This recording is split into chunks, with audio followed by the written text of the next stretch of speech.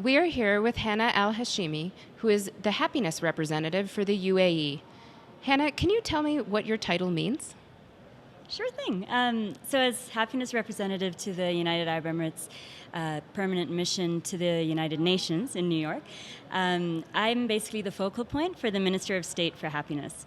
So the Minister of State was appointed last February as part of a government program to sort of revitalize and innovate the way that we govern and the way that we do what we do and set all our policies and programs. The reason for this, essentially, is because the vision of our leaders, or the idea that our leaders have, is that the ultimate goal of government is the happiness of its people.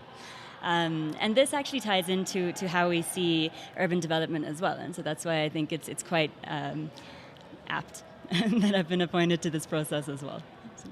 How has the UAE contributed in the lead up to the draft of the new urban agenda and the Habitat 3 conference? Well, so we're very honored to have been selected as one of the 10 members of the Bureau that were involved in the drafting of the Zero Draft for the new urban agenda. And so we were selected as one of 2 representatives from the Asia-Pacific region, along with Indonesia. And we worked basically with the rest of the Arab group in order to bring our region's perspective into the draft agenda, and to work with, of course, the entire membership of the UN towards building consensus and finding basically that agenda that we all share and that we can find consensus around.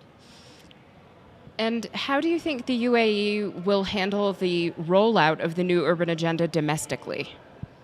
Well, our domestic structure is actually perfectly suited for this rollout. So, of course, with the adoption of the Agenda 2030 last year, we've already been thinking about how to sort of plan our structures and government programs and such in order to achieve that. And we're very sure that you can't do so without innovation.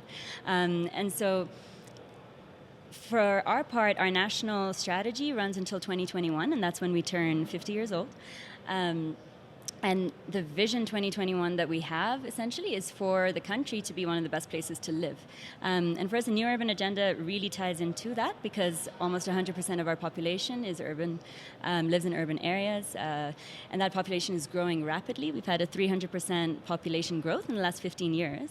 And so we do spend a lot of time thinking about how to make cities livable, sort of prosperous for everyone living in it.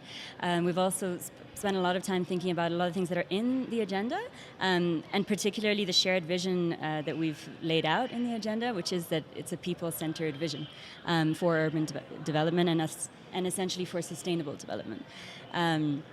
So one of the things, another new member of cabinet that we now have is the Minister of State for Tolerance, and one of the things that she does is talk about awareness raising to ensure that there is a respect for diversity and to prevent cases such as xenophobia and a lot of hate that we see in the world.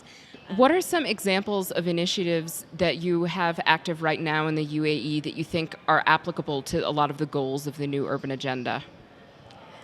Well, so essentially our Vision 2021 gets translated to the local level. So we have 7 Emirates. Each of them, it's a federation essentially. So each of them set their own urban policy and essentially their Emirate level policy. Some of the goals that we have, for example, is the green growth strategy. So that's looking at more than just economic growth, but looking really into sort of the environmental and social aspects as well, and how the entire society can benefit from that. The National Happiness and Positivity Program would also lead into that, because it looks at how everyone fares through policies and programs, and everyone can contribute to the creation of these policies and programs. In the renewable energy sector, we have a pretty unique model, and this is something that we were able to share in the Energy Day that we hosted with Ecuador, Germany, and Irina on the 18th. Essentially, we have an entire institute dedicated to training people on how that would enable them to work in green jobs and green sectors, and then have created an entire city called Masdar City, which is actually a hub for people to actually have jobs in those areas. Our urban design and policies are really targeted at creating jobs, creating sort of well-being, essentially, and ensuring that we have a cohesive and happy society, essentially, where everyone can thrive and everyone can contribute to each other's knowledge and prosperity. What are some of the ways in which you think the new urban agenda in the next 3 years could be implemented? So, what are some of the kind of essential things that we need to begin doing now? I think in our experience, integrated strategic planning and management is absolutely essential. We have to talk to one another. There's no one actor. We can't live in silos anymore. This applies to sustainable development as a whole. We really see the Sustainable Development Goals, the Agenda 2030, in addition to the other agreements that we have from last year, such as the Paris Agreement. They're part and parcel of one another. And so we need to sort of think of holistic things. We need to have more dialogue in addition, and we need to speak to other regions and learn from good practices. One of the things that we focus on a lot is actually creating platforms for this dialogue. So the next avenue that we would like to use to start discussing about the new urban agenda implementation would be a couple of weeks from now, and we're hosting the Global South-South Development Expo. This will be in Dubai from the 31st of October till the 2nd of November, and it'll bring together all UN agencies, relevant stakeholders, governments, entrepreneurs and such, to showcase cases of South-South cooperation that have really worked and that could be applied in other areas. And I think this would be really applicable in urban context. And fast forwards a few years from now, 3 specifically, we'll be hosting the World Expo 2020. And this would be really, I think, a good model on how we can actually show how the new urban agenda could be implemented in an entirely newly created city. Really set a benchmark on how we want cities to be in the future. Thank you very much.